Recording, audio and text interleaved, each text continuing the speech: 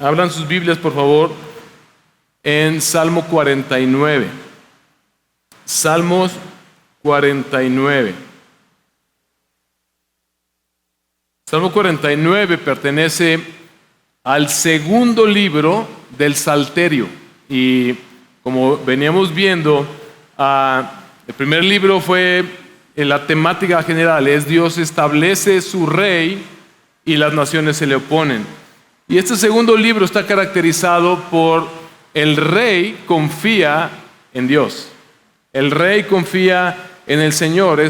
Vamos a explorar muchos salmos de David, algunos no son de David como el día de hoy, pero expresan esta confianza que debe estar puesta en el Señor. Y el tema es súper importante, lo que este salmo nos provee. Mis hermanos, quiero leerles algunos datos que estuve investigando durante la semana, algunas estadísticas. Las crisis económico-financieras causadas por ya sea la caída de la bolsa o del empleo en la economía de cualquier país a nivel mundial,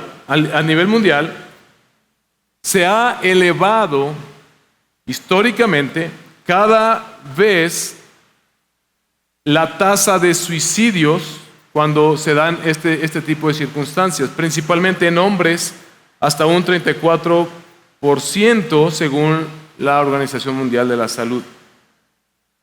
Más de 20,000 mexicanos cada año son víctimas de fraudes piramidales o esquemas Ponzi que ofrecen un camino rápido al enriquecimiento. Y los jóvenes son más tentados que las personas mayores. Otro dato, de acuerdo con el grupo Cauce Ciudadano, actualmente 75,000 menores de edad están integrados a grupos de delincuencia organizada y participan abiertamente en sus actividades bajo la falsa promesa de riqueza y poder. Hoy en día se puede hablar de una industria que existe, esto es otro dato, la industria anti-envejecimiento, que cada año mueve unas sumas de dinero cercanas a 60,000 millones de euros, en las que los principales inversores son algunos de los hombres más ricos del mundo, según los datos de la consultora global Industry Analyst. Adam Goldner es un escritor y un articulista de The Wall Street, y él entrevistó a 5 de los hombres más ricos del mundo que invierten su dinero en esto, y una conclusión a la que él llegó fue: ninguno de ellos quiere resignarse a admitir que el dinero no puede comprarlo todo. Uno de los entrevistados fue Larry Ellison, quien es el CEO de Oracle, es una empresa de internet. En pocas palabras, es el 5º hombre más rico del mundo. Y estas son sus palabras: la muerte me irrita. Lo que esta persona quiere hacer, Larry Ellison, es dedicar parte de su fortuna para encontrar la cura contra el envejecimiento o contra la muerte. Él dice: ¿cómo puede llegar a existir una persona en este mundo y luego simplemente desaparecer? Se pregunta él retóricamente. Y hay un hombre que está haciendo como una biografía de este hombre y da testimonio de él y dice: es que él se toma la muerte como si fuese una empresa competidora a la que busca ganarle la batalla. ¿Qué tienen en común todas estas estadísticas que le acabo de decir? Si se dieron cuenta, tienen en común la búsqueda de la riqueza y, por el otro lado, la muerte. La pregunta ¿es sabio vivir de esta manera? ¿Es sabio vivir de esta manera? Y creo que esto es lo que el pasaje de hoy nos responde. Lo que vamos a ver en los versículos 1 al 4 es una declaración de sabiduría para ricos y pobres. Versículos 5 al 12 lo que vamos a ver es la limitación de las riquezas. Y del versículo 3 al versículo 20, el destino de los que confían en las riquezas contra los que confían en Dios. Mis hermanos, creo que el Señor quiere convencernos el día de hoy de que las riquezas no pueden comprarte vida eterna. Jesús sí. Las riquezas no pueden comprarte vida eterna. Jesús sí. Y es lo que vamos a ver en este pasaje. Vamos a leer los versículos 1 en adelante del Salmo 49. Oíd esto, pueblos todos. Escuchad, habitantes todos del mundo, tanto humildes como encumbrados, ricos y pobres juntamente. Mi boca hablará sabiduría, y la meditación de mi corazón será entendimiento. Inclinaré al proverbio mi oído, con el arpa declararé mi enigma. ¿Por qué he de temer en los días de adversidad, cuando la iniquidad de mis enemigos me rodee, de los que confían en sus bienes y se jactan de la abundancia de sus riquezas? Nadie puede en manera alguna redimir a su hermano, ni dar a Dios rescate por él, porque la redención de su alma es muy costosa y debe abandonar el intento para siempre, para que viva eternamente, para que no vea corrupción. Porque él ve que aún los sabios mueren. El torpe y el necio perecen de igual manera y dejan sus riquezas a otros. Su íntimo pensamiento es que sus casas serán eternas y sus moradas por todas las generaciones, y sus tierras han dado a sus tierras han dado sus nombres. Mas el hombre en su vanagloria no permanecerá. Es como las bestias que perecen. Este es el camino de los insensatos y de los que después de ellos aprueban sus palabras. Como ovejas son destinados para el Seol, la muerte los pastoreará. Los rectos regirán por la mañana, su forma será para que el Seol la consuma, de modo que no tienen morada.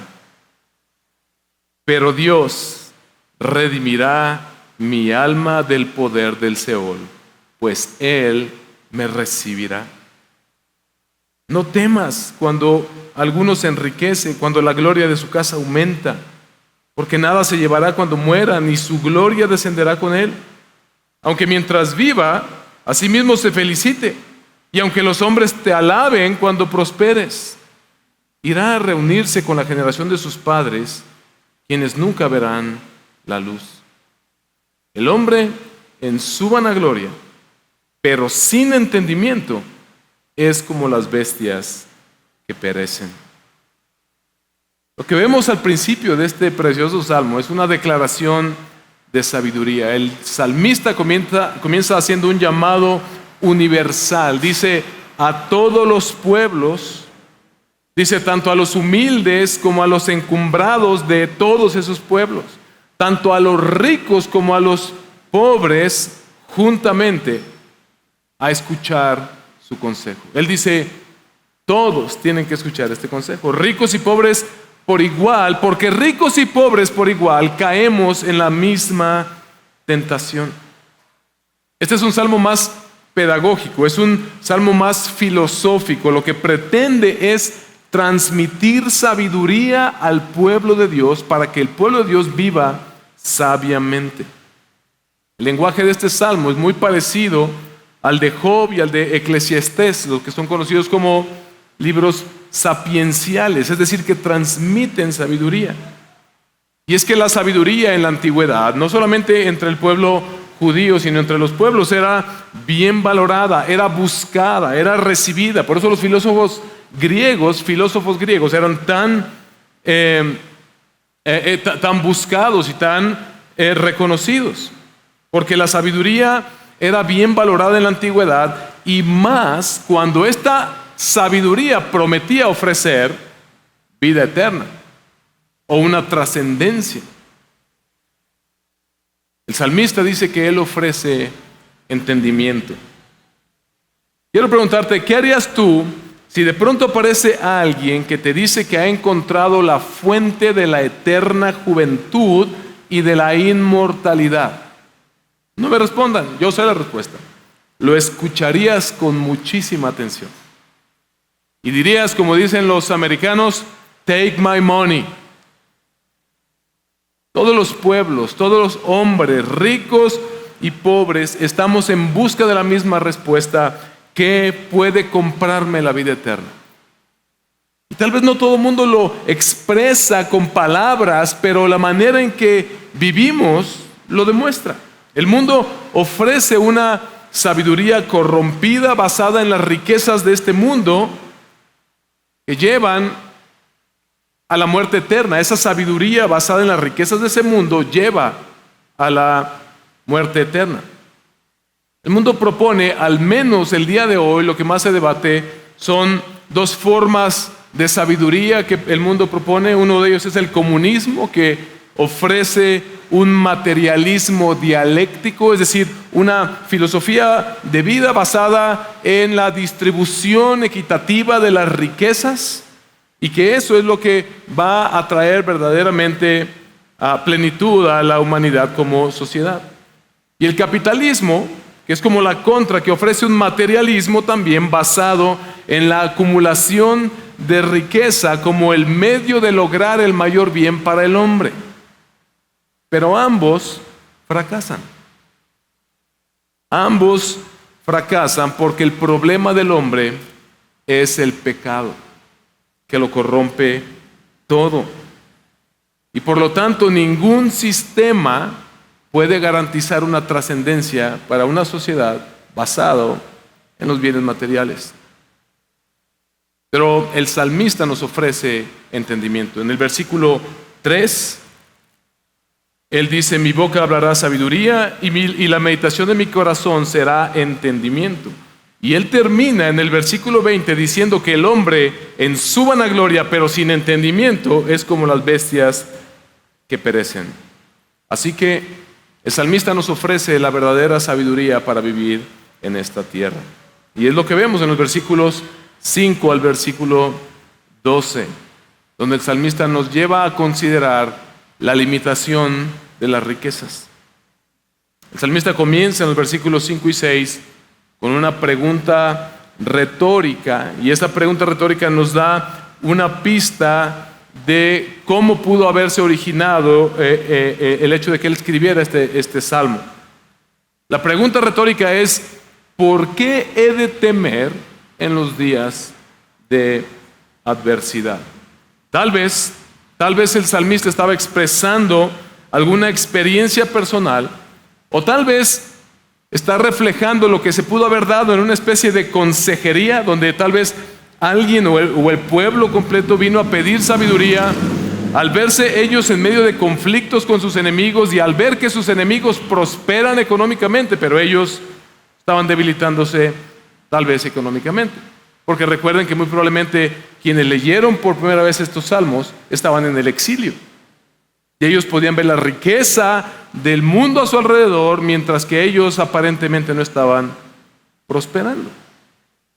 Esa visión sigue existiendo hasta el día de hoy. Es la manera en que vemos cuando a ti te preguntan cuál es un país poderoso, lo primero que piensas es en los países más ricos. Dividimos al mundo en primer mundo y tercer mundo, y casi nunca se habla del segundo mundo. En México como que por ahí andamos, como que luchando entre segundo y tercero. Pero el asunto es que esta pregunta retórica tiene la función de llevarnos a meditar en la realidad de que en momentos de adversidad tú y yo podemos llegar a sentirnos exactamente igual que el mundo. Podemos tener la propensión de confiar en los bienes materiales como aquellos que nos pueden realmente asegurar un futuro. Tenemos miedo del futuro. Yo por años luché con el insomnio, y una de las cosas que hice fue empezar a nutrir mi cerebro. Mi mamá, que nos acompaña acá el día de hoy, me exigió casi que empezara a tomar vitaminas para el cerebro, y eso ha sido una bendición. Pero la otra parte que yo tuve que hacer fue darme cuenta de que mi fe estaba mal dirigida, porque yo me daba cuenta que yo tenía mucha ansiedad por el futuro. Y muchas veces esa ansiedad por el futuro que tú y yo vivimos tiene que ver con cómo está nuestro estado económico el día de hoy. Somos más tentados a confiar en las riquezas en tiempos de adversidad económica. La forma común de lidiar con el miedo al futuro es confiar en las riquezas. Si tan solo tuviera esta o esta cantidad de dinero, si tan solo logro hacer esto y aquello, mi vida estaría asegurada. Y yo sé que nadie de aquí lo expresa así con palabras. Nadie de los que están aquí hoy en día tal vez diría que quiere ser más rico para ganar la vida eterna. No, nadie lo expresamos de esa manera. Tal vez en la antigüedad era algo que la gente pudiera llegar a creer, pero hoy lo creemos para adentro. Lo que demuestra que sí seguimos creyendo de la misma manera es la manera en que procuramos esa riqueza. Lo que revela que sí ponemos nuestra confianza en ella como si pudiera darnos vida eterna. Lo revela también la manera cuando nuestra riqueza se ve comprometida, empezamos a dudar y empezamos a tener temores y ansiedades. Nos sentimos atemorizados cuando viene la adversidad o la escasez, y lo primero que pensamos es en qué más podemos hacer para obtener más dinero y con ello más seguridad. La manera en que miramos a los que prosperan a nuestro alrededor muchas veces nos intimida o nos causa envidia. Solemos decir cosas como: sí, ellos porque tienen, si yo tuviera como ellos. Ojalá a mí me fuera como les va a ellos. Eso es poner la confianza en lo que ellos tienen. Eso es poner la confianza en las riquezas.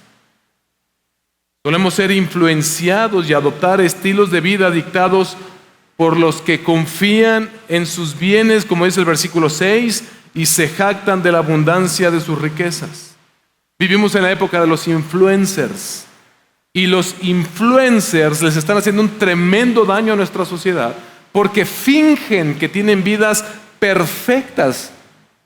O sea, fingen que viven como de vacaciones todo el tiempo, y eso solo se puede comprar con dinero. Y ahí está la gente diciendo: yo tengo que ser así, yo tengo que ser así, no sé cómo le voy a hacer, pero yo tengo que ser así. Basta con saber hacer cuentas, sumas y restas, para saber que ese estilo de vida no es normal, no es natural. Solemos dedicar la mayor parte de nuestro tiempo y pensamientos a los bienes materiales. Hasta llegan a controlar nuestro estado de ánimo o nuestra personalidad. Cómo actuamos, cuál es nuestro estado de ánimo cuando hay y cuando no hay. Tomamos decisiones importantes basadas en el dinero, no necesariamente siempre en la voluntad de Dios. Pero el salmista nos llama a meditar en algo, en la inevitabilidad de la muerte. La muerte, mis hermanos, es inevitable. Es una realidad que tú y yo vamos a enfrentar. Muchos de los hombres más ricos del mundo no viven lo suficiente para disfrutar de sus riquezas. La muerte es algo que tú y yo no podemos sacarle la vuelta. Nacimos con una fecha de caducidad, y el día que el Señor nos llame a su presencia, ahí se acabó todo.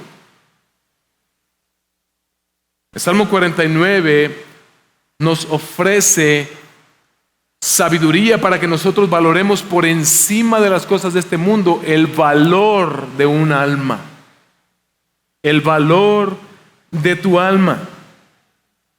La pregunta permanece: ¿qué puede salvarnos entonces de la tumba?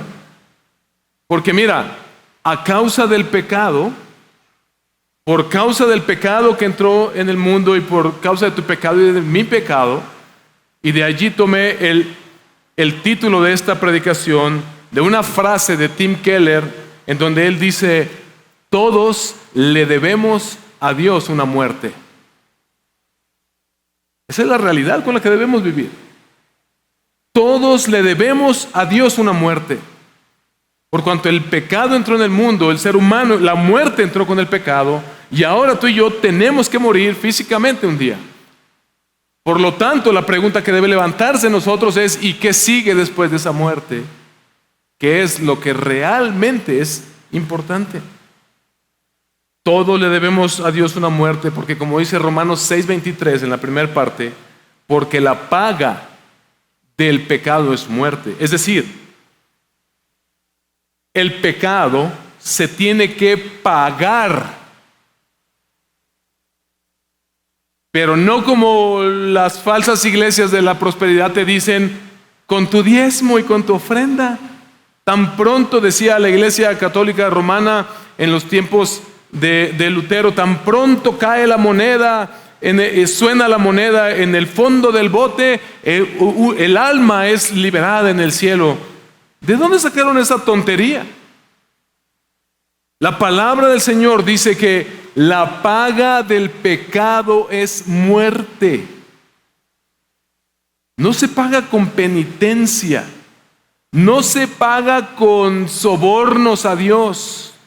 No se paga yendo a bailar a ningún lado, no se paga ofreciendo sacrificios y ofrendas.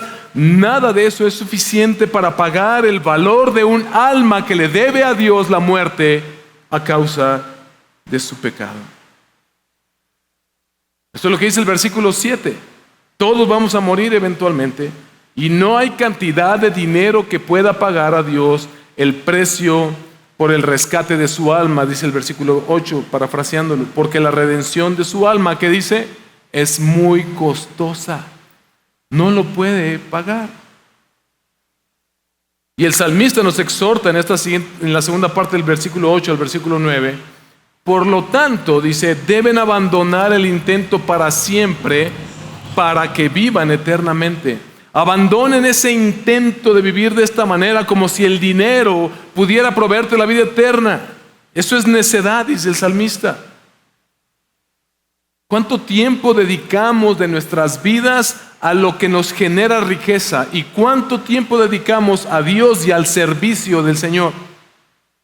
¿Cuánto tiempo dedicamos a lo que nos pone dinero en la bolsa? Pero ¿cuánto tiempo dedicamos a lo que enriquece nuestra alma y nos lleva y nos conduce a la salvación verdaderamente? Eso, tú saca tus cuentas. Eso determina en dónde está puesta tu confianza y mi confianza.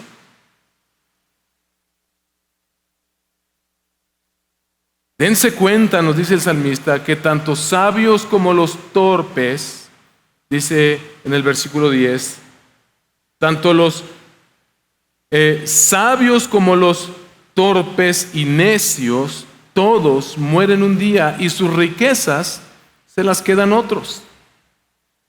Tú y yo conocemos N cantidad de historias de fortunas heredadas mal gastadas por hijos mal instruidos que no tienen temor de Dios, sino su confianza en las riquezas. Los ricos impíos piensan que la respuesta es el dinero. Este pasaje no habla acerca de si es malo o bueno ser rico. La Biblia, en toda la palabra de Dios, asume que habrá gente que prosperará económicamente más que otras. Eso se da por sentado. Entonces, conforme a la providencia de cada quien, y la Biblia nos llama a vivir en contentamiento con lo que tengamos, sea mucho, sea poco. El tema aquí no es bueno o malo ser rico, es en dónde está puesta tu confianza. Los ricos impíos piensan que la respuesta a todo es el dinero.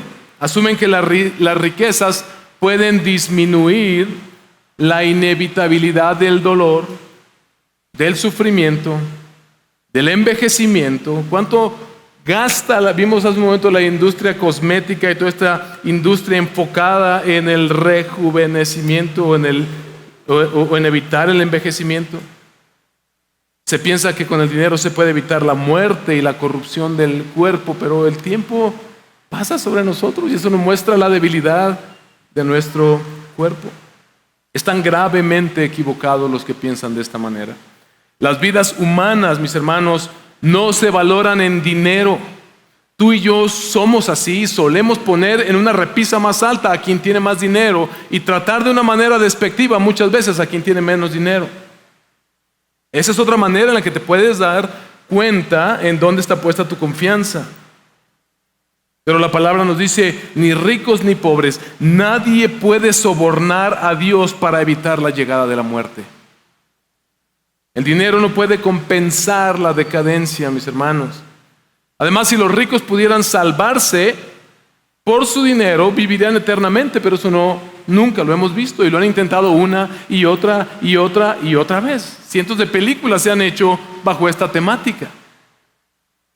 Pero es un hecho que todos mueren, dice el versículo 12, al igual que las bestias, al igual que los animales. No hay diferencia entre unos y otros, dice el salmista, cuando no hay un entendimiento de lo que es verdaderamente importante. Así que el salmista nos llama a meditar, mis hermanos, en la necedad de confiar en las riquezas. Es necio. ¿Sabes cómo se traduce de una manera más cotidiana para ti y para mí la palabra necio? Tonto. Es tonto confiar en las riquezas. Y el salmista nos llama a que consideremos cuál es el destino de los que confían en las riquezas, versículos 13 al 20, y cuál es el destino de los que confían en Dios. Él comienza describiendo el camino de los insensatos. Y me encanta porque en este mundo de influencers parece que ya era una realidad también en aquel tiempo, porque luego también él comienza hablando de los insensatos que aprueban las palabras de los insensatos. Aquellos que ven a los ricos como alguien a quien imitar. Aquellos que, sí, porque lo dijo el artista tal que tiene tantos millones, debe ser verdad. Sí, porque lo dijo Elon Musk que tiene tanta lana, pues debe ser cierto. Porque lo dice fulano de tal que tiene mucho dinero, pues los ricos y pobres por igual, unos se jactan, dice la palabra del Señor, pero otros anhelan eso y se dejan influenciar por estas personas. Dice el versículo 13, este es el camino de los insensatos y de los que después de ellos aprueban sus palabras. Nuestra actitud y nuestro comportamiento ante las riquezas, mis hermanos, determinan dónde está puesta nuestra confianza. Y ve lo que dice el versículo 14, ve la consideración a la que nos llama a tener. Estos insensatos que ponen su confianza en las riquezas, versículo 14, como ovejas son destinados para el Seol, es decir, para la muerte, y tiene que ver con oscuridad y con la condenación eterna. La muerte los pastoreará, los rectos los regirán por la mañana. Su forma será para que el Seol la consuma, de modo que no tienen morada. La muerte será su pastor. ¿Quién te va a pastorear? Dice una canción que me encanta de Fermín Cuarto, dice, ¿quién te lleva, quién te guía, quién te pastorea en esta vida?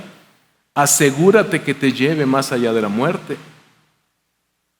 Los rectos, dice, los van a regir a ellos. Es decir, los justos que, como hemos visto en otras ocasiones, van a reinar con el Señor, vamos a reinar con el Señor, gobernaremos con el Señor por encima de los que han puesto su confianza en las riquezas. Los ricos asumen que la riqueza en esta tierra es como un depósito en garantía de la bendición de Dios. Piensan que porque son ricos, algo bueno estoy haciendo. El Señor, es providencia del Señor. Cuando tú y yo nos sintamos tentados a no darle la gloria a Dios, sino a pensar que es por nuestros méritos, solemos decir, no, pero es que yo trabajo más que fulano, más que sutano. Mira, ve a Etiopía y ve cómo trabajan los niños en las minas, y al Congo y a estos lugares donde tienen esclavizados a niños trabajando 14 horas. Ellos trabajan más que tú y no tienen más dinero que tú. Es la providencia del Señor lo que nos ha dado, lo que nos ha dado.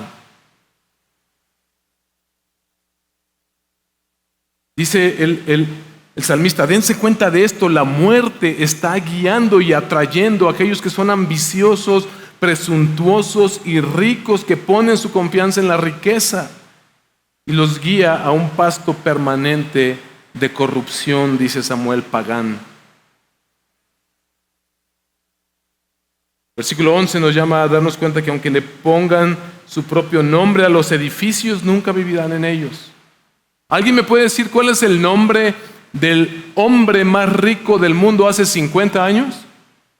No, porque no te importa. Y de la misma manera, de hoy en 50 años, nos van a olvidar. La riqueza no puede darnos perpetuidad. Por lo tanto, no debemos poner, dice el salmista, nuestra confianza en la riqueza. Se pudrirán en la tumba mientras otros lo heredan, es lo que nos está diciendo el salmista. La salvación de la muerte, mis hermanos, no radica en la riqueza, aunque el mundo te diga que sí. Y la pregunta persiste, entonces, ¿qué puede salvarnos de la tumba? Y al final de este salmo, lo único que sabemos con toda certeza es que la respuesta es el dinero no. El dinero no puede comprarnos esta perpetuidad, no puede comprarnos vida después de la muerte. Y entonces es cuando el salmista expresa cuál es su confianza. ¿Cuál es la única confianza apropiada para aquellos quienes buscan una completa seguridad para esta vida y la vida después de la muerte? El salmista nos da en el versículo 15 lo que es su confianza.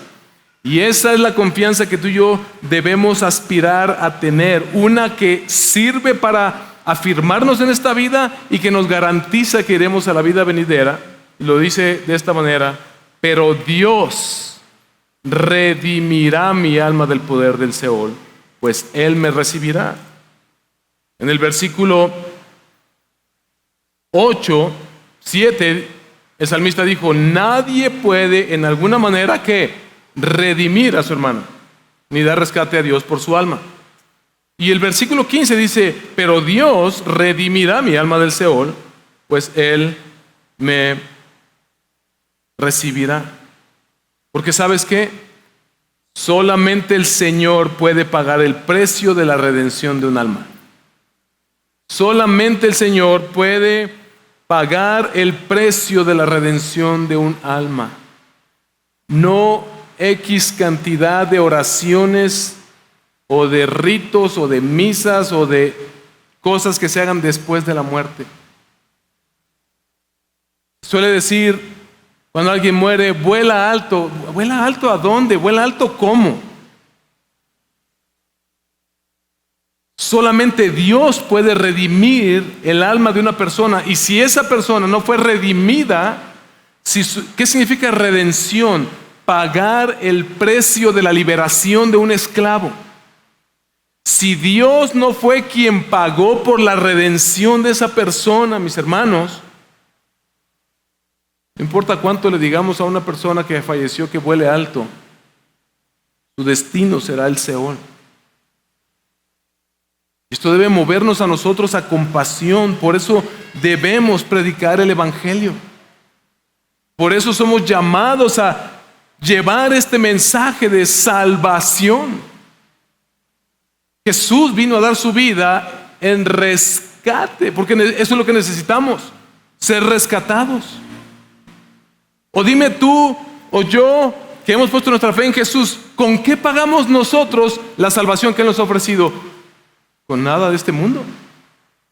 Somos pecadores que hemos sido redimidos, porque solamente Dios puede proporcionar el pago que satisfaga las demandas de la muerte. Es interesante que los salmos que están atrás y adelante, el Salmo 48 enfatiza la hermosura y la gloria de Sión, la gran ciudad de Dios, el gran Rey, donde Él habitará finalmente con sus escogidos. Y luego el Salmo 50, que está adelante, nos muestra a Dios como el juez definitivo que viene desde Sión sobre los justos que han guardado sus preceptos y han confiado en Él.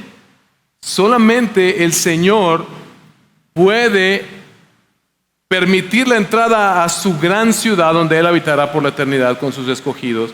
Y solamente Él juzgará, por lo tanto, solamente Él es el único que puede pagar el alto precio que este juez ha establecido. La paga del pecado es muerte.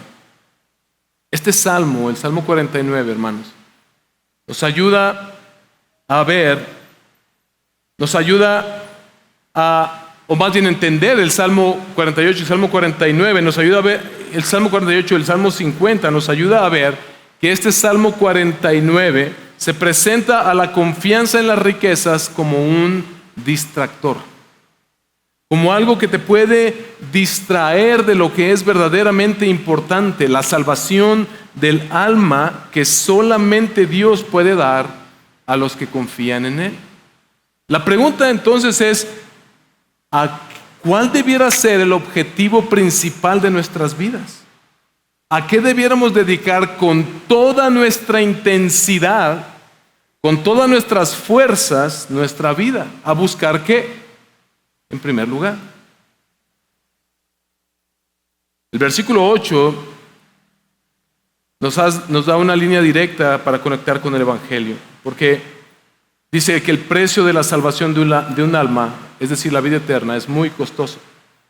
Y Jesús reformuló esta misma pregunta, el enigma del salmista, lo retoma Jesús y lo dice en otras palabras, ¿qué puede dar el hombre a cambio de su alma? Este es un importante tema para Dios, este fue un importante tema para Jesús. Marcos 8, 35 al 37, vea lo que dice. Porque el que quiera salvar su vida de manera personal, y conforme a lo que vemos con el salmista, buscando en el mundo lo que solamente Dios puede pagar, la riqueza. Porque el que quiera salvar su vida la perderá, pero el que pierda su vida por causa de mí y del Evangelio, ¿la qué? Salvará. ¿O de qué le sirve a un hombre ganar el mundo entero y perder su alma? Y escucha lo que dice Jesús. ¿O qué dará un hombre a cambio de su alma? Nada. No hay nada que, aunque acumules toda la riqueza, aunque llegues a ser el hombre más rico del mundo, nada de esa riqueza puede pagar la liberación de tu alma. Porque la paga del pecado es muerte, no se paga con riqueza. Jesús nos llama, mis hermanos, a poner nuestra mirada en la eternidad, no en las cosas del mundo. Mateo 6, versículos 19 al versículo 21. No acumulen para sí tesoros en la tierra, donde la polilla y la herrumbre destruyen y donde ladrones penetran y roban, sino acumulen tesoros en el cielo, donde ni la polilla ni la herrumbre destruyen y donde ladrones no penetran ni roban, porque donde esté tu tesoro, allí estará también tu corazón. Y Jesús cuenta también una parábola en Lucas 12, versículos 15 al 21. Y podemos nombrar la parábola del rico tonto que confía en sus riquezas y en que sus riquezas le darán una larga vida. Lucas 12, 15 al 21. También les dijo, estén atentos y cuídense de toda forma de avaricia, porque aun cuando alguien tenga abundancia, su vida no consiste en sus bienes. Entonces les contó una parábola. La tierra de cierto hombre rico había producido mucho, y él pensaba dentro de sí, ¿qué haré? Ya que no tengo dónde almacenar mis cosechas. Entonces dije, esto haré, derribaré mis graneros y edificaré otros más grandes, y allí almacenaré todo mi grano y mis bienes. Y diré a mi alma, alma, tienes muchos bienes depositados para muchos años, descansa, come, bebe, diviértete. Dice Jesús, pero Dios le dijo, necio. ¿Qué significa necio? Tonto. Esta misma noche te reclaman el alma, y ahora, ¿para quién será lo que has provisto? Así es el que acumula tesoros para sí y no es rico para con Dios. Pero Jesús no dice esto simplemente como otra enseñanza moral, sino Él lo dice en el contexto de lo que Él vino a hacer por nosotros. Él vino a redimirnos,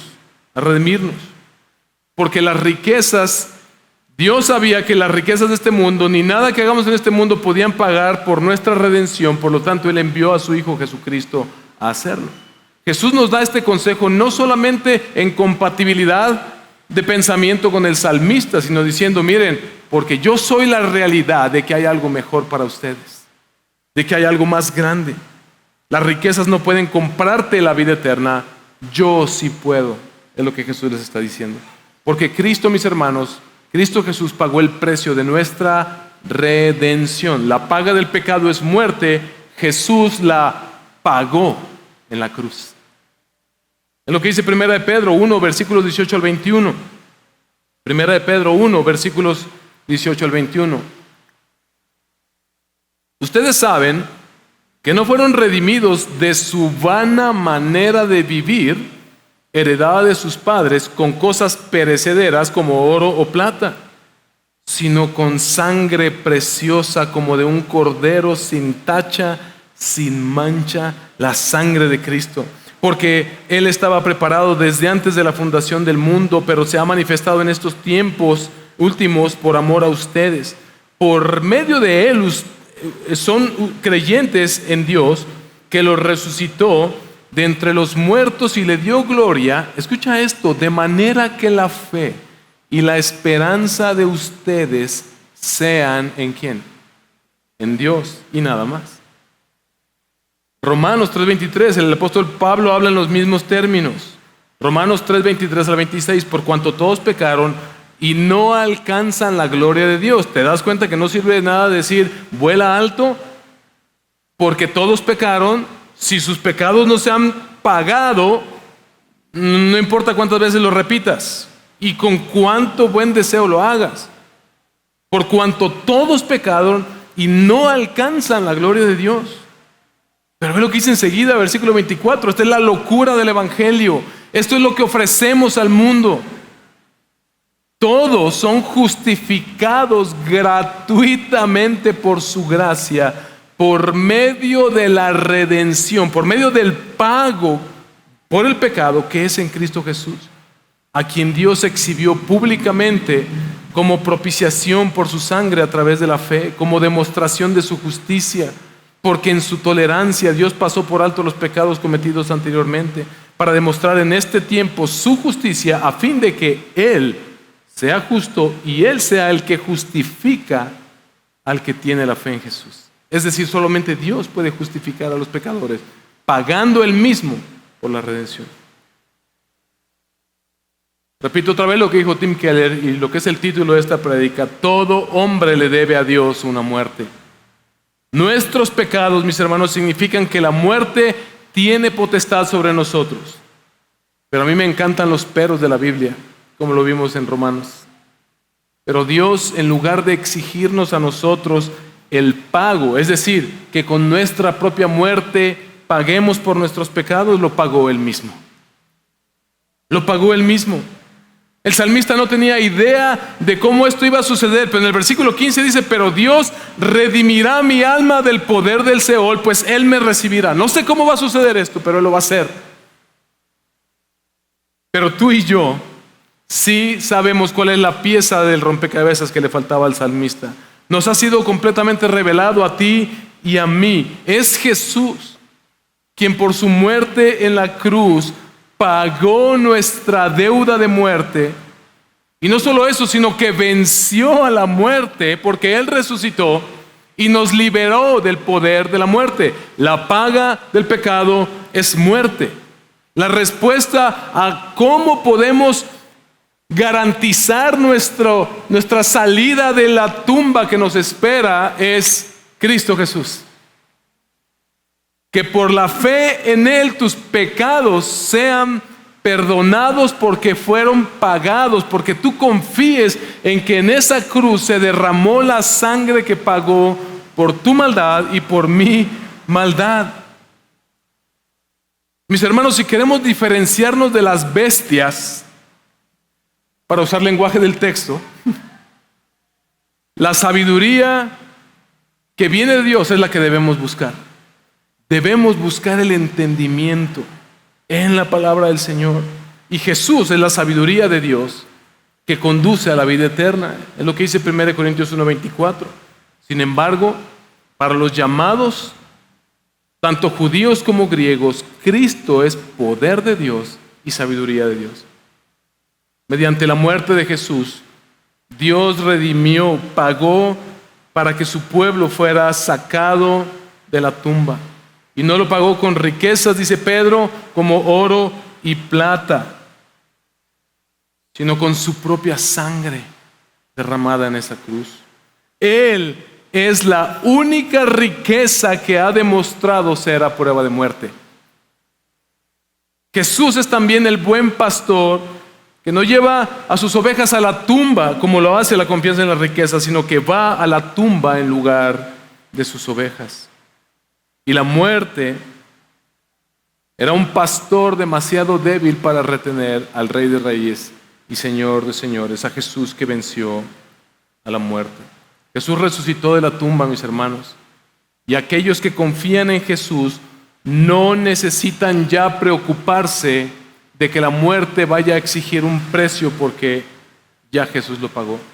Tú y yo no podíamos pagarlo, pero si pones tu fe en Jesús, Él lo paga por ti. Si estamos en Jesús, la muerte ya no nos pastoreará. Y todos los que confían en el pago de Jesús tienen la garantía de que un día saldremos de esa tumba, así como Él resucitó, y reinaremos con Él. Como el buen pastor que es Jesús, Él nos guía a los verdes pastos de la gloria de Dios. Y la riqueza que Él nos da nunca va a ser traspasada a otros, porque viviremos eternamente con Él, disfrutando de la verdadera riqueza. Póngase de pie, por favor. Con esto vamos a terminar. Porque el Señor nos llama, mis hermanos, a colocar el valor de nuestra alma y la vida eterna por encima de las riquezas temporales de este mundo.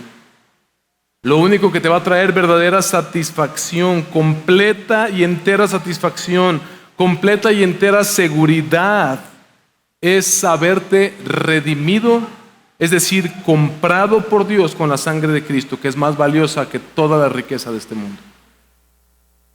Si tú aún no le has entregado tu vida a Cristo, por todo lo anterior que has escuchado, ven a Cristo hoy en arrepentimiento y fe y recibe gratuitamente el pago de tu alma. Recibe completamente gratis el pago de tu redención, que fue ganada por Jesús con su sangre, porque te ama. Y no quiere que la muerte te pastoree, sino que Él quiere ser tu pastor. Mis hermanos, le debíamos a Dios una muerte, pero ahora por lo que Cristo ha hecho en nosotros, le debemos a Dios la vida entera. Por lo tanto, tenemos razones para dedicar todos nuestros esfuerzos, nuestras vidas, nuestro tiempo, nuestros esfuerzos, nuestros pensamientos, nuestro trabajo y hasta los recursos que el Señor nos da para buscar lo que es verdaderamente importante durante la vida que Dios nos ha prestado. Y eso más importante es buscar, seguir a Cristo, el único que pudo pagar el precio de nuestra redención y darnos vida eterna después de la muerte, y confiar plenamente en Él y solo en Él. Y usar las riquezas, pocas o muchas que nos dé, para la gloria de su nombre. Eso sí le da propósito a lo que hacemos y a lo que tenemos. Así que no tengas temor, no tengas envidia de los ricos. Ten compasión de los que no tienen nada más que sus riquezas. Porque las riquezas no pueden comprarte la vida eterna. Jesús, sí.